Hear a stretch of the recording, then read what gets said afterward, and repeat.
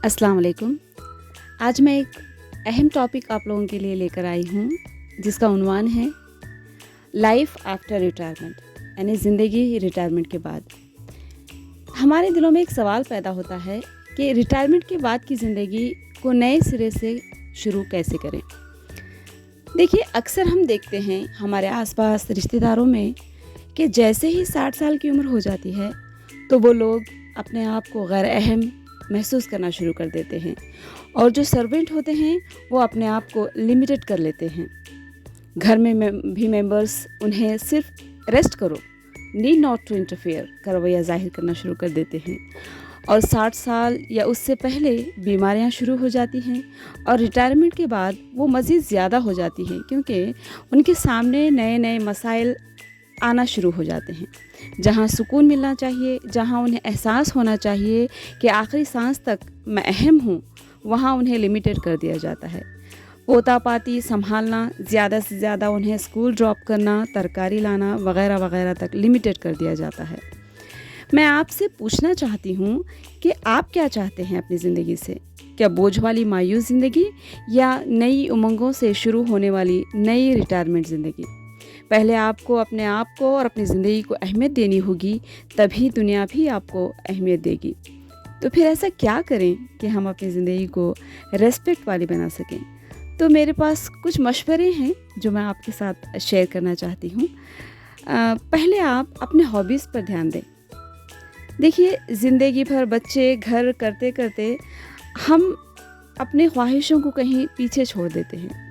अब तो बच्चे सेटल हो चुके हैं, सब अपनी ज़िंदगियों में मसरूफ़ हैं, तो अब हमारे पास टाइम है कि हम अपनी ख्वाहिशों पर, अपने इंटरेस्ट पे ध्यान दें, अपने हॉबीज़ पर ध्यान दें। देखिए, हॉबीज़ पर ध्यान देने से क्या होता है, वो काम करने पे ध्यान दें जिसके करने से आपको खुशी मिले, क्योंकि स्ट्रेस फ्री लाइफ ही लंबी उम्र का राज है, क्योंकि हम बीमारियों से बचे रहते हैं। सो इसीलिए अपने हॉबीज़ पर ध्यान दें। उसके बाद दूसरा, कुछ सेविंग्स करके रखें।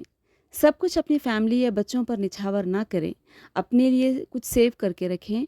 इससे आप में सेल्फ कॉन्फिडेंस डेवलप होता है और आपकी ज़िंदगी को रीस्टार्ट करने में काफ़ी मदद होती है। तो कुछ सेविंग्स आप अपने लिए करके रखें। उसके बाद है, दोस्तों के साथ वक्त गुजारा करें। हम ख्याल लोगों के साथ हंसना मुस्कुराना करें, दिल की बातें कहना और सुनना शुरू करें, बचपन की बातें याद करें जिससे आपको बहुत खुशी मिलती है। यकीन मानिए, हम ख्यालों के साथ, अपने दोस्तों के साथ वक्त गुजारने से आप काफ़ी रिलीफ महसूस करेंगे। उसके बाद आप अपने पोता पाती, नवासा नवासियों के साथ भी टाइम स्पेंड करना शुरू करें। उन्हें कहानियाँ सुनाएं, उन्हें मॉरल वैल्यूज़ दें। इससे आपको तो खुशी मिलती ही है, और बच्चों में भी आपके लिए प्यार और अटैचमेंट बढ़ जाता है, और वो काफ़ी मॉरली स्ट्रॉन्ग हो जाते हैं। घर के बड़े होने के नाते आपकी ये ज़िम्मेदारी होती है कि आने वाली नस्लों में आपकी मॉरल वैल्यूज़ उनमें डेवलप करके आप जाएँ। तो ये कोशिश भी आप कीजिएगा, आपको काफ़ी अच्छा लगेगा। उसके बाद आपको खुशी देने वाले कामों में मसरूफ़ रहें। देखिए, रिटायरमेंट के बाद आपको इकोनॉमिकली फ़िट भी होना होता है। आपको अगर अच्छा लगे तो कुछ छोटे-मोटे काम करना शुरू करें, जैसे कि कुछ लोगों को शॉप चलाना अच्छा लगता है, कुछ ज़राअत करना पसंद करते हैं, कुछ लेडीज़ टेलरिंग या फिर पार्लर्स वगैरह चलाते हैं। यानी कोई भी चीज़ जो आपको ज़िंदगी में करके अच्छा लगे और उसमें इकोनॉमिकली आप फिट भी हो, तो वैसा काम करना शुरू करें। इससे क्या होता है, आप में मैं अहम हूँ वाली फीलिंग आती है, और आप समाज में अपने आप को वैल्यूएबल और स्टेबल समझना शुरू करते हैं। तो जो एक कामयाब और सक्सेसफुल ज़िंदगी के लिए बहुत ज़रूरी है। सो अपने आप को कुछ ऐसे कामों में मसरूफ़ रखा करें। उसके बाद आप अपने आप को फ़िज़िकली और मेंटली हेल्दी रखने की कोशिश करें। सुबह जल्दी उठें, जल्दी सोएं, मॉर्निंग और इवनिंग वॉक पर जाना शुरू करें, लोगों से मिलना-जुलना शुरू करें, योग प्राणायाम को अपनी ज़िंदगी में अडॉप्ट करें, हेल्दी फूड लें। बोलने का मतलब ये है कि आप अपने आप को पूरा टाइम दें, पूरी अहमियत दें, क्योंकि आपकी ज़िंदगी बहुत अहम है। जब तक आप अपने आप को अहमियत नहीं देंगे, सामने वाला आपको अहमियत नहीं देगा। सो इसीलिए start giving value to yourself.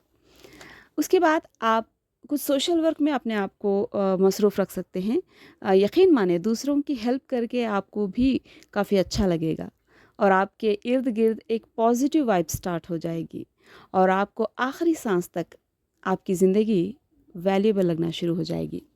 सो इसीलिए कुछ सोशल वर्क्स भी आप किया करें। आखिरी में मुझे मुझे इतना ही कहना है आपसे कि थोड़ा बहुत आप अपनी हेल्थ कंडीशन का ध्यान रखते हुए, इकोनॉमिकल कंडीशन का ध्यान रखते हुए घूमना-फिरना भी करें।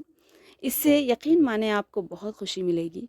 खुली हवाओं में जाएँ, दोस्तों के साथ हँसना बोलना शुरू करें, खुले में बैठें, हवाओं में जाएँ, नज़ारों का मज़ा लें। कुछ पिकनिक वगैरह करें, जिससे आपको क्या है काफ़ी खुशी मिलेगी।